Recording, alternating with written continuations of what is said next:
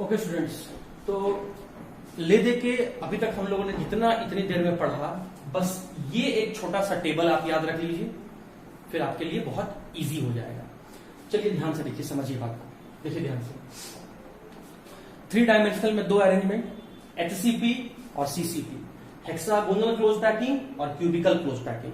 Cubicle close packing का दूसरा नाम या देखने में किसके जैसा दिखता है? एफसीसी के जैसा, फेस सेंटर्ड के जैसा। चलिए, एचसीपी कब बना था, उसमें एटम का अरेंजमेंट कैसा था? जैसा फर्स्ट लेयर रखा वैसा ही आपको थर्ड लेयर दिखा। तो फर्स्ट लेयर अगर हम ए मान रहे हैं और सेकेंड लेयर बी मान रहे हैं, तो थर्ड लेयर भी पहले के जैसा था, तो ये हो गया आपका ए बी टाइप का अरेंजमेंट। लेकिन यहां पर क्यूबिकल क्लोज पैकिंग में तीनों लेयर अलग अलग था, तो ए बी सी तीनों लेयर अलग अलग था।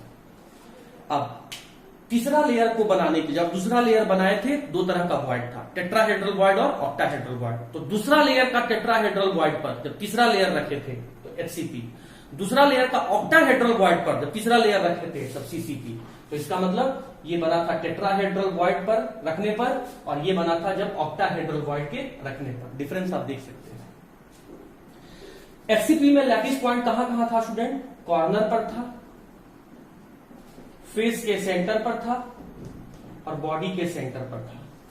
सीसीपी में कहां था? नाम में ही मालूम चल रहा है, फेस सेंटर है, कॉर्नर पर था और सिर्फ फेस के सेंटर पर था।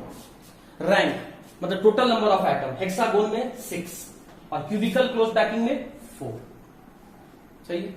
कोऑर्डिनेशन नंबर यहां पर कितना था? 12, मतलब एक एटम को 12 और एटम टच कर रहे थे।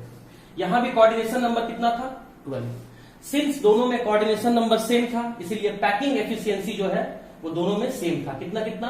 74%। मतलब यहां 6 एटम ने 74% जगह घेरा और यहां 4 एटम ने ही 74% जगह घेरा।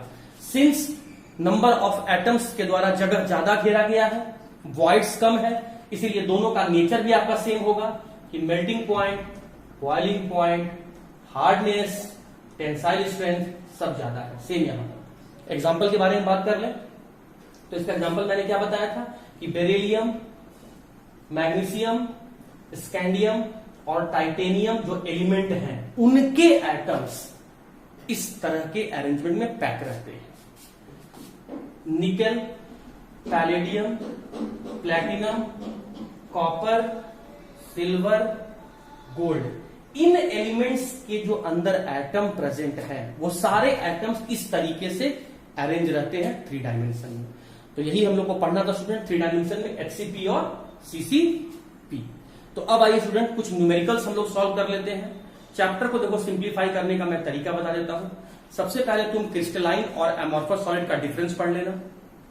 उसके बाद डेफिनेशन के फॉर्म में तुम unit cell, space lattice, coordination number, packing efficiency, इसको याद कर लेना। थर्ड में एससीसी, बीसीसी और एफसीसी का जो मैंने फ्लो चार्ट प्रीवियस क्लास में बताया था वो कर लेना। फोर्थ, ये जो डिफरेंस मैंने बताया बस ये याद कर लेना। तो अगर ये 4 पॉइंट आप याद कर लेते हैं तो चैप्टर आप अभी तक मैंने जो पढ़ाया, मतलब मैंने 70% चैप्टर पढ़ा दिया सॉलिड स्टेट, तो यहां तक आप देखिए कितना इजी वे में कर सकते हैं और बहुत कम समय में आप इन 4 पॉइंट्स को याद करके सॉलिड स्टेट पे आप कमांड कर सकते हैं।